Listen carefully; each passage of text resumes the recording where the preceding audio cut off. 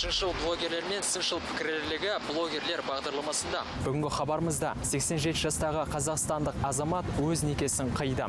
Және павлодарлық түрек жалқауларға арналған қоқыс құрылысын ойлап тапты. Қазақстандық Месси, Неймар және Марадоналар туралы айтатын боламыз. Армысыздар, жалқауларға арналған қоқыс құрылғысы павлодарлық мектеп бітіруші түлек тұрмыстық қалдықтарды тікелей қоқыс салғышқа сұрыптаудың тәсілін тапты. Отандасымыздың ойлап тапқан дүниесі қазнетте қызу талқыға түсті.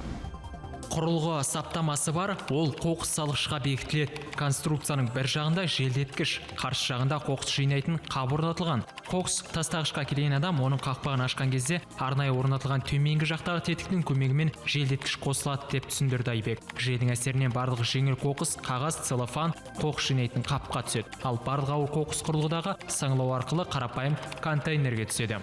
Сонымен бірге қоқыс салғышқа қоқыс қапшықтарын кесіп, қалдықтарды өзіне өзі сұрыптайтын пышақ орнатылмақ. Сондай-ақ түрлі металл қалдықтарын сұрыптау мүмкіндігі де қарастырылған. Саңылаудың шеттері арқылы ауыр қоқыс магнит орнатылған контейнерге түседі. Оларға металдан қалдықтарды алып қалу міндеті қойылған.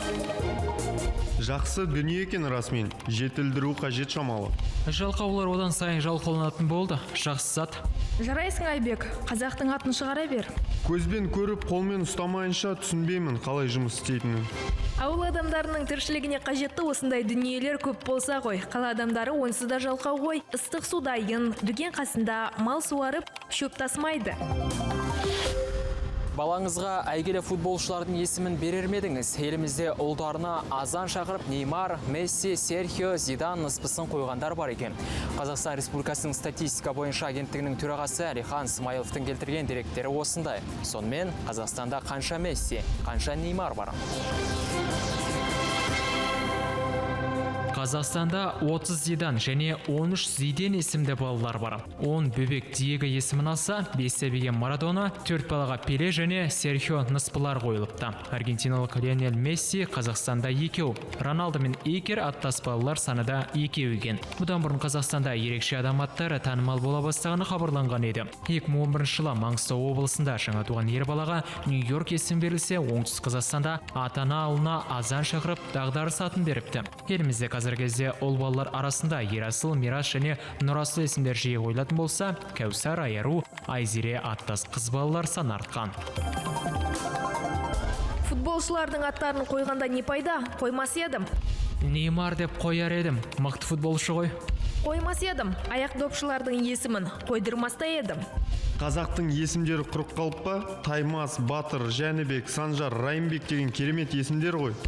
Зинедин деген қазақтың есімдерін естіп жүрмін, бірақ Серхио, Марадона деген есімдері артық. Футбол фанаттары қоятын шығар? Шынымен де, қазақтардың әдемі есімдері жетіп жатыр ғой. Ертең өскен соң елдер мынау қай ұлт деп отыратын шығар? Бар ғой ондай аттар, Зинедин деген. Ал бірақ Зидан деген атты естіген жоқпын мен. Неймар, Месси деп те қоя алмайтын шығар балаларыма. Болады ғой қоюға. Кім деп қояр едіңіз? Месси деп қоятын. Жалпы оған қарсы емессіз, ондай? Жоқ, қарсы емес. Болады ғой, қоя беруге болады. Қазақтарда көп қой ондай нелердің аттарын қойған, шетелдің адамдардың мысалы аттарын қойған. Қазақтарда көп кездеседі ғой. Болады негізі қоюға. Мидың қатерлесігін жеңіп шыққан тұңғыш адам. Ол 8 жастағы англиялық Клаудия Беркель. Қаршыдай қыздың қатерлесікке қарсы тұрып, аты жаман аурудан айыққаны туралы ақпарат интернетті дүр сілкіндірді. Дәрігерлер әу баста қыздың өмір сүруіне аз ғана уақыт қалғанын айтқан. Дегенмен, ақ халаттылардың айтқаны келмеді. Осымен 3-ші жыл қыз әлі дінаман. Клаудия жұлын миының қатерлі ісігіне шалдыққан. Бұл дерт әлемде сирек кездеседі және оның әлі күнге дейін нақты емі жоқ. Жеткіншек Ноттингемдегі балалар емханасында сәулелік терапияның ең ауыр 44 курсынан өткен. Батыр қыз, сауығып кет, балалар ауырмасыншы. Балақай үшін қуаныштымын, Құдайдың берген сынағынан сүрінбей өт. Жарайсың, Клаудия, сенде жігерлі адамдар көбірек болсын жер бетінде. Қазіргі уақытта ракпен ауыратындар көбейіп кетті. Әсіресе балалар, лас ауа, экологиялық ахуалдың аздығы, бірақ жақсылықтан үміт үзбейік. Формула 1 додасының 7 дүркін чемпионы Михаил Шумахер есін жиды. Ол қазіргі уақытта Гренобльдегі емханадан сауықтыру орталықтарының біріне жеткізілді деп хабарлайды германиялық бақ спортшының менеджері Сабина Кемге сілтеме жасап. Шабандоздың хал жағдайы интернет беттерінде қызу талқыға түсіп жатыр. Михаил сауықтырудан өту үшін Гренобль клиникасынан шықты. Ол енді комада емес дейді Кем. Оның сөзіне қарағанда спортшының жанұясы мен туған туыстары барлық дәрігерлерге және медбикелерге Михаилды тау шатқалында өміріне араша түскен құтқарушыларға үлкен алғыс айтады. Оның отбасы сонымен қатар Михаилдың сауығып кетуіне тілектес болған барша қауымға да ризашылығын білдіреді. Сіздер оған үлкен көмек жасадыңыздар. Болашақта оның сауығуға қоғамның қатысуынсыз өтетіндіктен бұл жайтқа түсіністікпен қарауға шақырамын делінген оның баққа таратқан хабарламасында. Бұл рас ақпарат па екен? Нақты ақпарат керек. Зор денсаулық тілеймін, Михаил. Жазылып кет. Аяқтан тұрғаныңа қуаныштымын. Кеше ғана Феррари күн қағарын сатып алып ем. Бүгін мынадай жақсы жаңалық естідім. Ура! Мәссаған, туған күнімнің қарсаңында мұндай керемет жаңалық естимін деп ойламаппын. Неке қиюға жас кедергі емес. 2013 жылы Қазақстанда өзінің некесін тіркеген ең кәрі ер адам 89 жаста болған. Ал тұрмысқа шыққан егде келіншек 87 жаста алқымдаған екен. Мұны қазнеттегі қауынан білдік.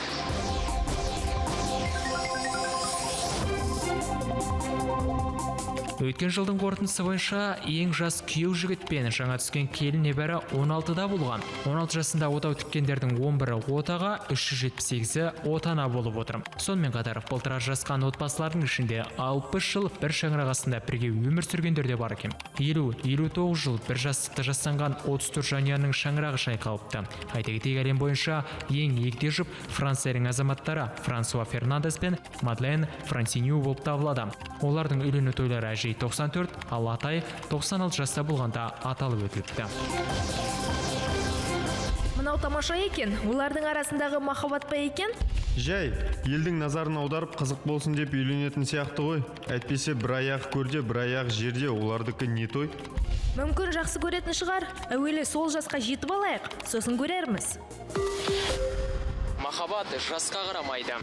Жапония полициясы 80 жастағы әжейге қырындаған қарияны қамауға алды. Екеуі егде жастағы азаматтың әйелі қайтыс болған аурухана палатасында танысқан.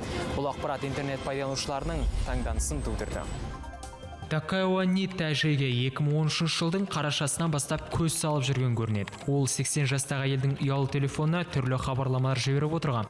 Шалдың бұл әрекетін жақтырмаған әже бірнеше рет полицияға шағымданған. Ал 2 мамыр күні егде жастағы азамат әжейдің үйіне рұқсатсыз баса көктеп кірген. Сезімін осылайша білдірмек болған қарияны тәртіп сақшылары қамауға алды. Айта кетейік, қазір Жапонияда қарт адамдардың қылмыс жасауы жиілеп барады. Мұны мамандар елдегі егде жастағы адамдардың санының көп болуымен байланыстырады. Соңғы 20 жылдың ішінде 65 жастан асқан адамдармен жасалған қылмыстың саны 6 есеге артқан. Махаббат деген осы. Немере шөбере сүйген кезде бұның қылығы несі? Ұят емес пе? Байғұс жалға обал екен. Бала махаббатын қартайғанша күткен шығар. Су астында акулаға кезігіп қалсаңыз не істейсіз? Ғаламторда дәл осы жағдайды басынан өткерген жігіттің бейне жазбасы пайда болды. YouTube сайтында бұл бейне жазбаны 5 тәулікте 17 миллион адам қарап үлгерген. Оқиға Сидней шығанағында болған. Тереңге сүңгіген жас жігіт су астында ақ акуламен бетпе-бет келіп қалады. Мұның барлығы ер адамның денесіне орнатылған бейне камераға жазылып қалған. Бейне кадрлар көрерменді бейжай қалдырмайды. Алайда көптеген интернет пайдаланушылардың бірі мұны шындық десе, бірі жалған жазба деп пікір білдіруде. Бейне жазбаны сізде тамашалап, бағасын беріңіз. Бұл жалған бейне жазба. Сенбеңдер, көрініп тұр ғой, суға секірген маңда қараңдаршы.